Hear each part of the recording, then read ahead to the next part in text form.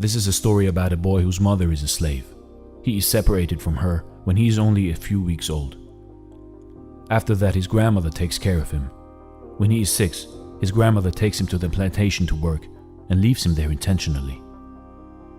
He never recovers from this betrayal of abandonment. Later on, he's sent to work for a ship carpenter by his master. Despite a ban on teaching slaves, the carpenter's wife starts teaching him the English alphabet. But soon, her husband finds out and forces her to stop teaching him. Determined to read and write, he continues to learn from neighborhood white boys by giving away his food in exchange for lessons. As his knowledge and vocabulary grow, he begins to read newspapers and political books. The more he reads, the more aware he becomes of the social injustice against him. One day he buys a copy of the Colombian Orator, a popular school book, which helps him to understand the power of spoken and written words. He learns that educating his people is the key to fight against social injustice. So he starts holding church services to teach other slaves how to read and write. His weekly services grow in popularity, with over 40 slaves attending, but soon angry slave owners shut down his class. He gets sold to a new master. His new master is a monster in form of a human being. He enjoys whipping his slaves who won't follow orders. Our hero endures this brutal whipping for about 6 months, until he can't take it anymore, and one day he fights back. The fight between him and the brutal master lasts for 2 hours, and eventually the master surrenders.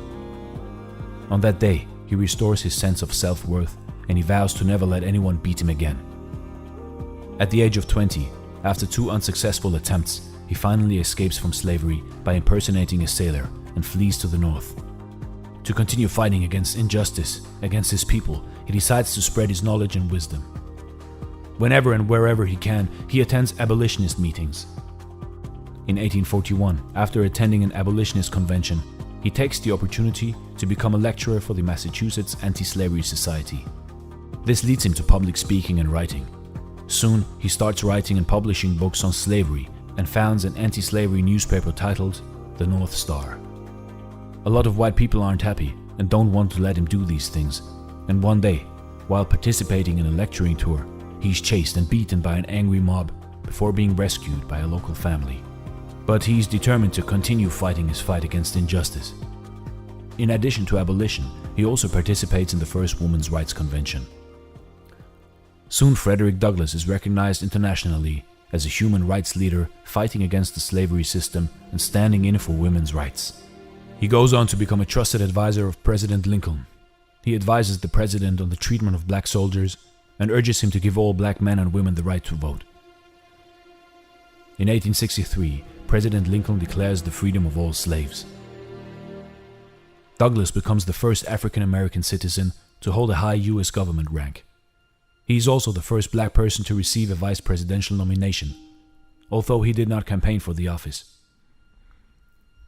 He keeps on inspiring people to use the power of education to effect positive change in themselves and society. His words will inspire future presidents and inspire those who will fight for justice after him. Frederick's journey teaches us to never give up in the face of adversity. Frederick Douglass once famously said, "If there is no struggle, there is no progress." Those who profess to favor freedom and yet depreciate agitation are men who want crop without plowing up the ground. They want rain without thunder and lightning. They want the ocean without the awful roars of its many waters. This struggle may be a moral one, or it may be both, moral and physical, but it must be a struggle. This is Dare to Do Motivation, real life stories. Thanks for watching, and as always, stay blessed.